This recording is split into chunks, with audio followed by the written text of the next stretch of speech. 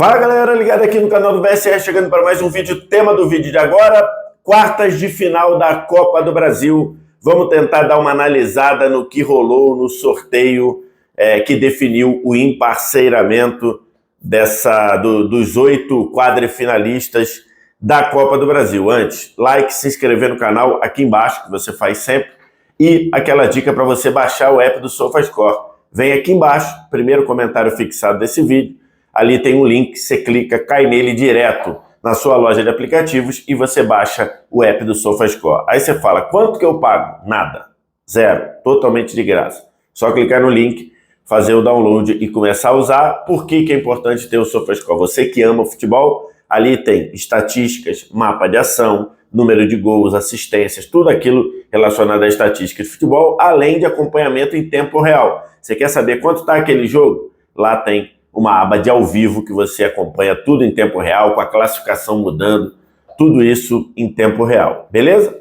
Só vir aqui embaixo, primeiro comentário, clicar no link, fazer o download, começar a usar, é o aplicativo que eu uso para o meu trabalho. Estou gravando esse vídeo na manhã de quarta-feira, depois de na terça a gente ter tido o sorteio das quartas de final da Copa do Brasil. A CBF colocou lá todo mundo no mesmo pote e fez o sorteio dos 8 times que sobraram, que estão vivos na Copa do Brasil. E o sorteio e as bolinhas quiseram que a gente tivesse um sorteio muito equilibrado entre os times. Depois do sorteio eu até fiz essa arte aqui, esse tweet aqui, dizendo que se você pegar a classificação dos times no Campeonato Brasileiro, a gente viu que tivemos duelos muito parecidos, duelos de times que estão próximos na tabela. E aí eu coloquei aqui, Vasco e Atlético Paranaense. O Vasco é nono, o Atlético Paranaense é 10º. Então ali pertinho do outro. Atlético Mineiro e São Paulo. O Atlético Mineiro é o 8º, o São Paulo é 6º. E o Atlético tem 2 jogos a menos, então a diferença entre eles é de 8 pontos, mas o Atlético com 2 jogos a menos pode diminuir essa diferença. Do outro lado da chave, Bahia e Flamengo. O Bahia é 5º, o Flamengo é 4º. Então eles estão próximos ali. E curiosamente, o confronto mais distante um do outro é Corinthians e Juventude, em que um é 11º, o outro é 17º.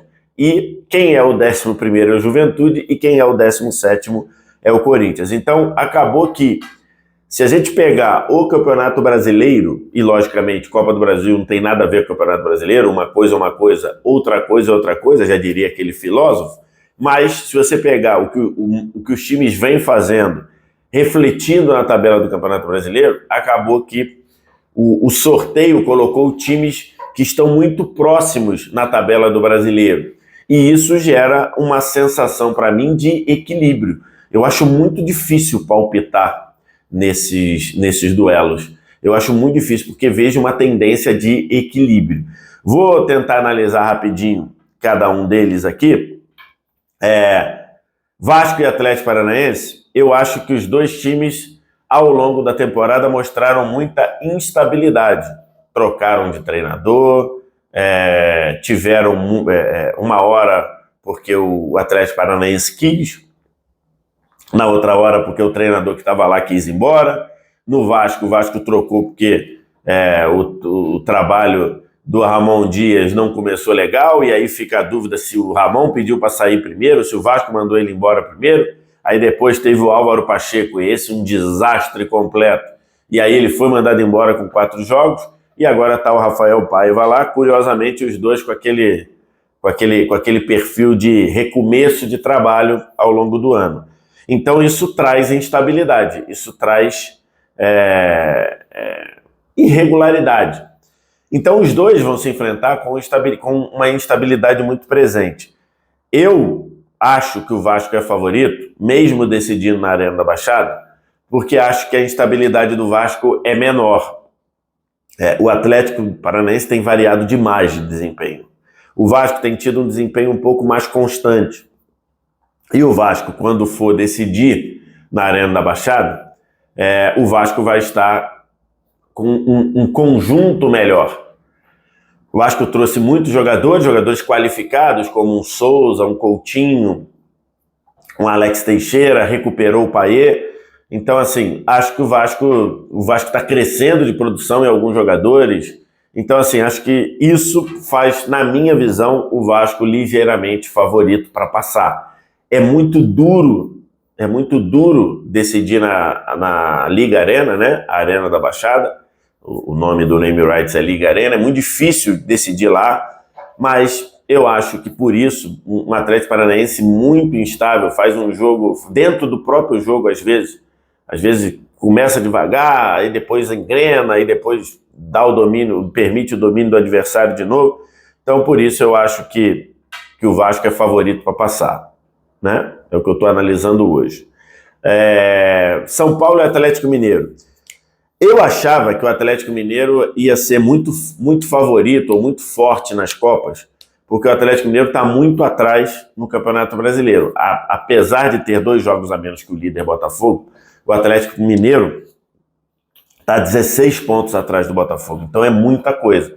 Era um Atlético que irá, na minha visão, focar e corretamente, dada a situação atual, vai focar no campeonato, nas 2 Copas. Ontem, estou gravando esse vídeo na manhã de quarta, se classificou jogando muito mal contra o São Lourenço, mas jogou muito mal. O São Lourenço jogou melhor dentro do Mineirão e o Atlético teve o mérito de resistir e fazer um gol de cabeça lá com Batalha. Então, assim, o Milito tem tido problemas para fazer esse time jogar.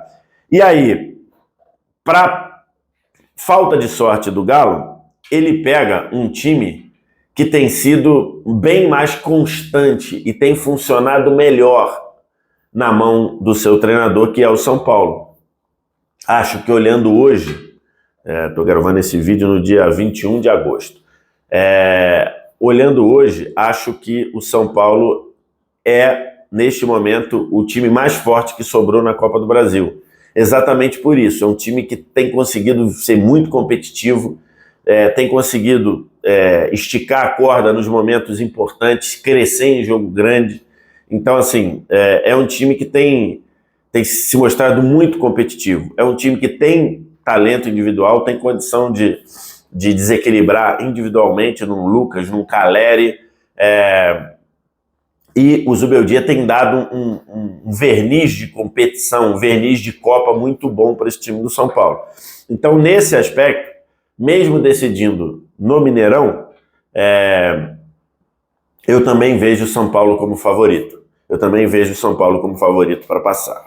Do outro lado da chave reúne o 4º colocado Flamengo e o 5º colocado Bahia. Decisão no Maracanã, que é uma força para o Flamengo, mas eu vejo o Bahia como favorito para passar, por um aspecto simples. O Flamengo vai jogar o primeiro jogo em Salvador completamente desfalcado de jogadores importantes. É certo que o Pedro não joga, é certo que o Arrascaeta não joga, é certo que o Gabigol, que seria o reserva do Pedro, não joga. E não estou nem botando nessa equação jogadores que já não jogam mais a temporada. Vinha e Cebolinha não jogam mais na temporada. Então o Cebolinha, especialmente, que é titular do time, ou foi titular do time, ou idealmente era titular do time, já que toda hora ficou fora, então o Flamengo tem graves problemas para esse primeiro jogo. E o jogo da volta, o jogo da volta é no dia 12 de setembro, tá? O jogo de ida já é na semana que vem, já é no meio da semana que vem. O meio desta semana é para a Libertadores, o meio da semana que vem é a ida da Copa do Brasil.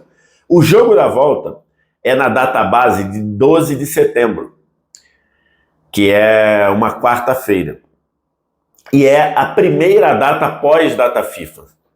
Então, assim, é possível que o Flamengo tenha desfalques na data FIFA da volta da Copa do Brasil, desfalques pelas lesões, porque é possível que o Pedro não tenha voltado, falou-se em 2 a 3 semanas, é possível que o Arrascaeta não tenha voltado, falou-se em 2 semanas, que daria mais ou menos em cima do jogo da volta, e é possível que o Flamengo tenha desfalques de seleção, porque o Uruguai e o Chile, aliás, toda a rodada eliminatória é no dia 10. Dia 12 de setembro é a volta da Copa do Brasil, dia 10 é a data FIFA, a segunda partida da perna da data FIFA. E vão jogar no dia 10 Chile, que tem o Pulgar, e Uruguai, que tem agora De La Cruz e Varela, né? O Vinha está machucado por longo tempo e o Arrascaeta não deve ser convocado porque está machucado. Então, o Flamengo ainda possivelmente teria o desfalque do De La Cruz, ou teria o De La Cruz jogando, esticando a corda, porque ele vai jogar segunda à noite, teria que jogar quarta à noite. Então, diante desse cenário, desse desfalque, eu vejo o Bahia como favorito. O confronto já seria muito equilibrado. O confronto já seria 50-50. Porque o Bahia, por exemplo, foi ao Maracanã e jogou muito bem, ainda que o Flamengo tivesse desfalcado e perdeu no final, mas jogou muito bem, ainda que o Flamengo tivesse desfalcado dos jogadores da Copa América.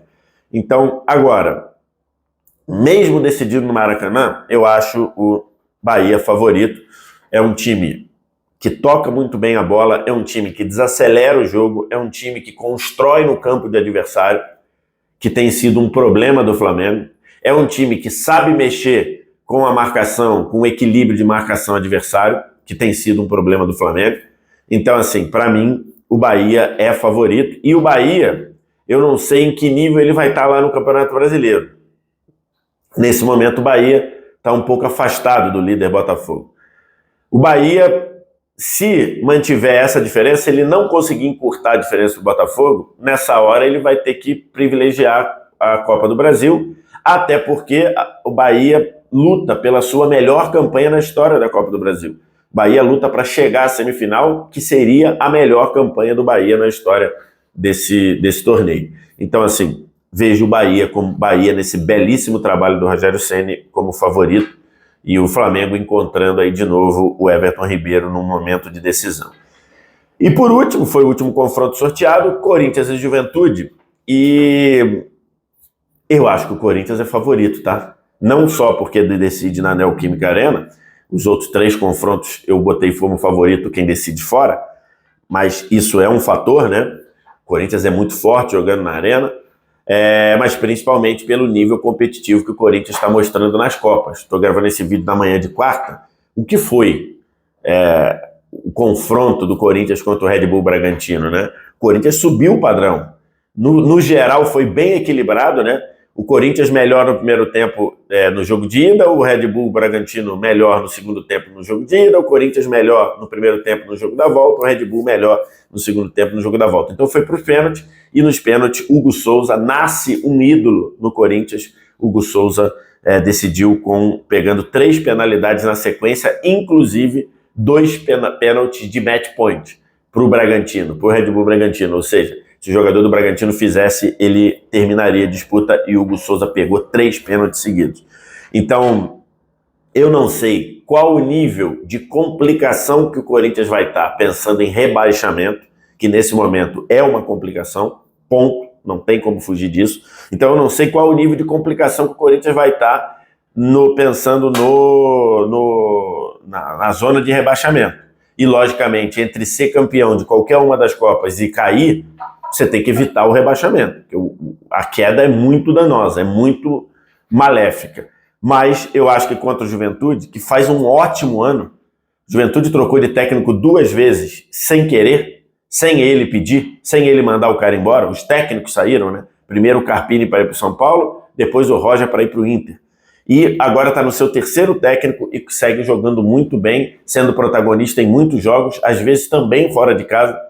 Tem o mando de campo do Jacone do primeiro jogo, que é muito forte,